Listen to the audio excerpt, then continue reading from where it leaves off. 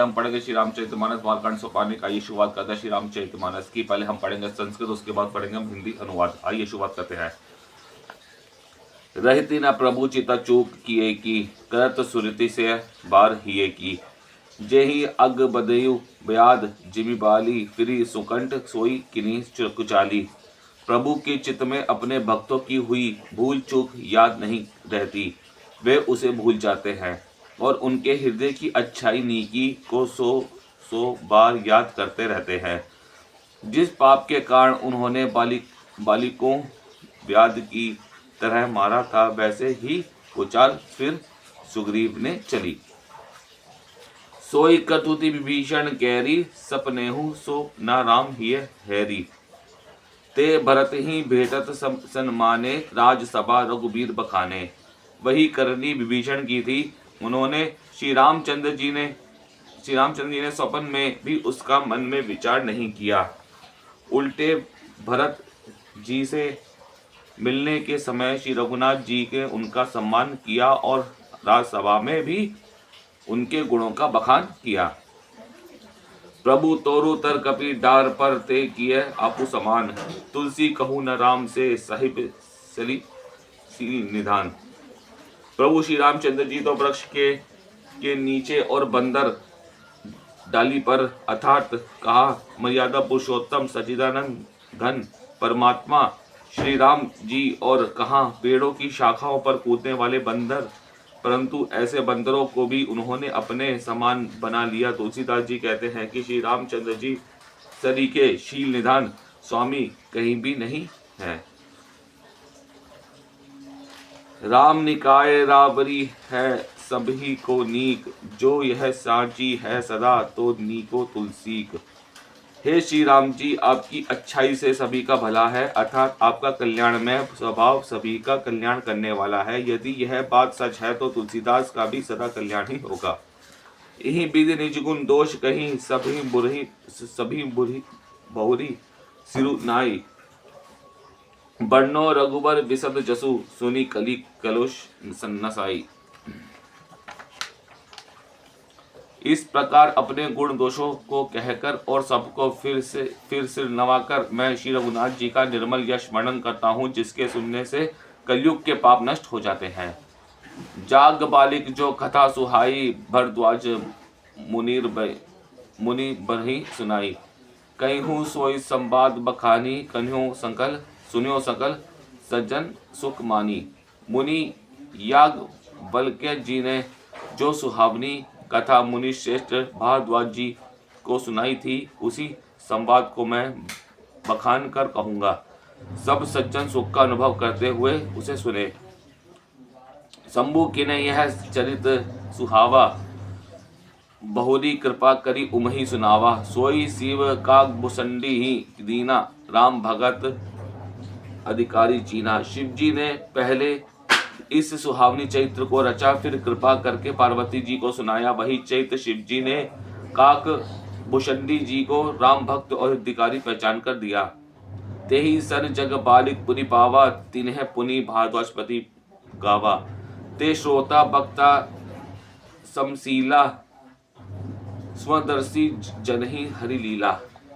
उन काकभूषणी जी से फिर याज्ञवल्क्य जी ने पाया और उन्होंने फिर उसे भारद्वाज जी को गाकर सुनाया। वे दोनों वक्ता और श्रोता याज्ञवल्क्य और भारद्वाज समान शील वाले और समदर्शी हैं और श्री हरि की लीला को जानते हैं। जनही तीनी काल निज ज्ञाना, करतल गत आमलक समाना। और जय हरि भगत सुजाना, के ही सुनहि सुमझहि विधि नाना। वे अपने ज्ञान से तीनों लोगों की बातों को हथेली पर रखे हुए आमल के समान प्रत्यक्ष जानते हैं, और जो भी सुजान भगवान की लीलाओं का रहस्य जानने वाले हरिभक्त हैं, वे इस चरित्र को नाना प्रकार से कहते सुनते और समझते हैं। मैं पुनि निज गुर सन सुनी कथा, सो सूकर खेत सुमझी नहीं तसी बालपन, तब अति रहूं अचेत। फिर वही कथा मैंने बराह क्षेत्र में अपने गुरुजी से सुनी, परंतु उस समय मैं लड़कपन के कारण बहुत बेसमझता, इससे उसको उस प्रकार अच्छी तरह समझा नहीं। श्रोता वक्ता ज्ञान निधि कथा राम के गुण, किमी सुमुझो मैं जीव जड़ कली मल ग्रसित विमूढ़।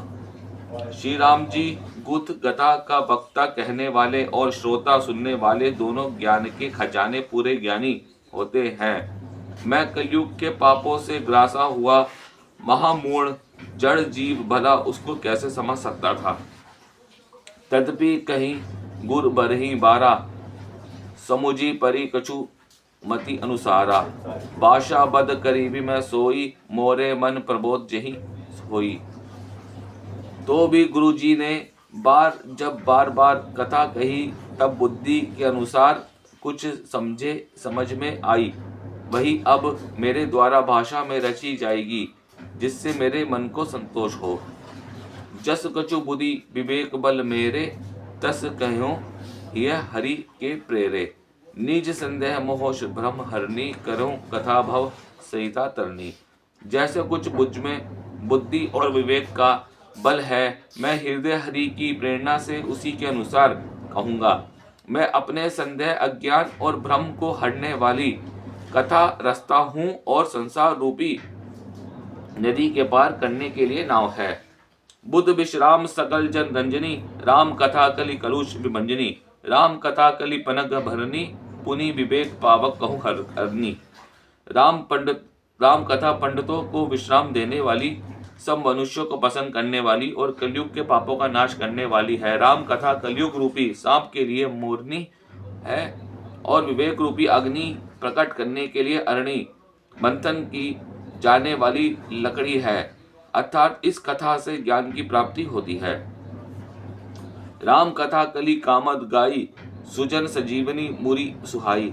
सोए वसुधा तल सुधा तिरंगनी, भय भंजनी ब्रह्म बेक भुअंगनी।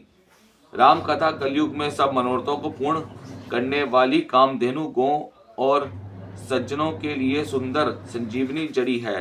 पृथ्वी पर यही अमृत की नदी है। जन्म मरण रूपी भय नाश करने वाली और ब्रह्म रूपी मेंढकों को खाने के लिए सर्पणी है। असुर सैन सम नरक निकंदनी, साधु विपुल कुल हित गिरि नंदनी। संत समाज पियोदी रमासी, विश्व भार भर अचल क्षमासी।